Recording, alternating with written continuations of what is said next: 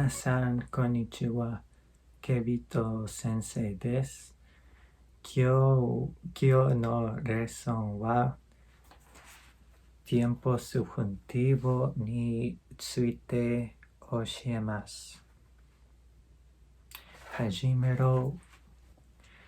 First of all, this video is gonna be in English because I want more people to understand what I'm explaining.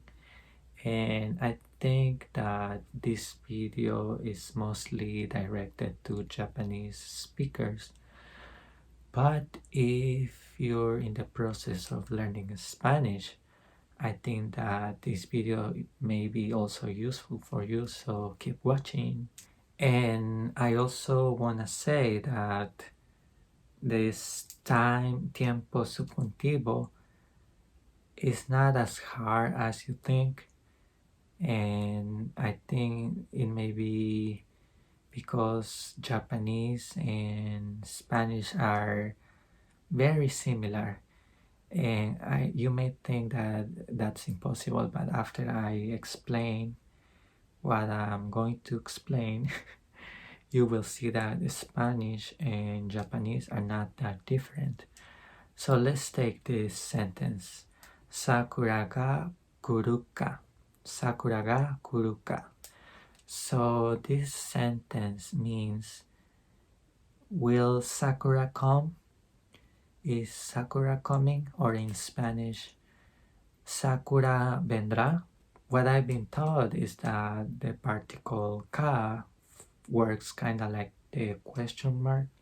So this basically is making the sentence a question. So Sakura ga kuru means Sakura is coming, but Sakura ga kuruka is making it as a question. So is Sakura coming? Sakura vendrá? So now let's turn this question into tiempo subjuntivo. So it would go like this. Sakura ga kuruka moshirenai. So the way it goes is like this. In Spanish would be, no sé si Sakura vendrá. So if I put the Spanish sentence in Japanese words, it would go like this. Moshirenai ka Sakura kuru. Moshirenai Sakura kuru. Moshirenai ka Sakura kuru. So let's start with no sé. No sé is moshirenai. That's why I think that Spanish and Japanese are quite similar. The only difference is that the order changes, but it's still the same idea. You're basically stating that you don't know whether Sakura is coming or not. Now let's go and start working on the C. The C is very interesting. So what I've been taught is that the particle ka makes the sentence into a question. But the same goes in Spanish. So in Spanish we have the particle si, and it works as a conditional, kind of like the if.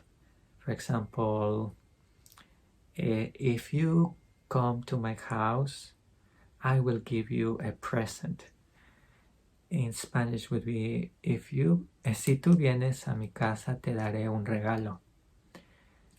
So what I'm trying to explain here is that this if, this conditional, it's very important in this sentence because if you don't put the C particle, let's make the sentence without the C and let's see how it would go. No sé, Sakura vendrá. It would mean something like, I don't know, Sakura will come. It's kind of like you're stating that I don't know the reasons, but I'm sure she will definitely come. So it's kind of saying something like that. But if you add this particle C, but in this case it's not making it into a conditional. It's not the same if. It's not making any conditional. It's not working that way. What it's doing is the same way as in Japanese. It's turning the sentence into a question. So if I say, I don't know if Sakura will come, yo no sé si Sakura vendrá, este sí o if está dándonos a entender que hablando de esta pregunta, yo no tengo idea, no sé. Así que por eso es que el verbo venir, que es la forma del diccionario, it's the dictionary form, it becomes vaya. It's the same as in English. In English it would be she might come. I don't know if she might come. And then, like I said, vendrá is the same as Sakura might come. So the important thing is that when you're learning a new language is that you just don't learn the conjugations, like for example, vendrá, might come, lloverá, might rain, jugará, might play, irá, might go, and many more. So it's better to learn the whole phrase and then you can just change or add things. For example, I don't know if Mr. Tanaka will come tomorrow. So in Japanese it would be something like Ashita wa Tanaka-san ga kuru ka mo shirenai. So as you see, you just use the same structure. So yo no sé si Mr. Tanaka vendrá, and then you add ashita wa vendrá mañana. No sé si Mr. Tanaka vendrá mañana. Another example, ame ga furu ka mo shirenai. I don't know if it might rain. No sé si lloverá. So no sé si mo shirenai si ka lloverá ame ga furu. In English, you just need to add this particle might, and then the verb stays the same. But in Spanish, you need to change the verb llover into lloverá.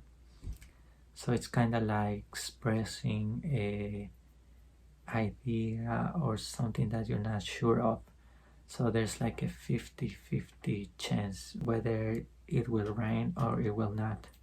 In English, when I was taught about the kamo shirenai, the way they teach us is that it expresses possibility. So they just teach us like it might rain.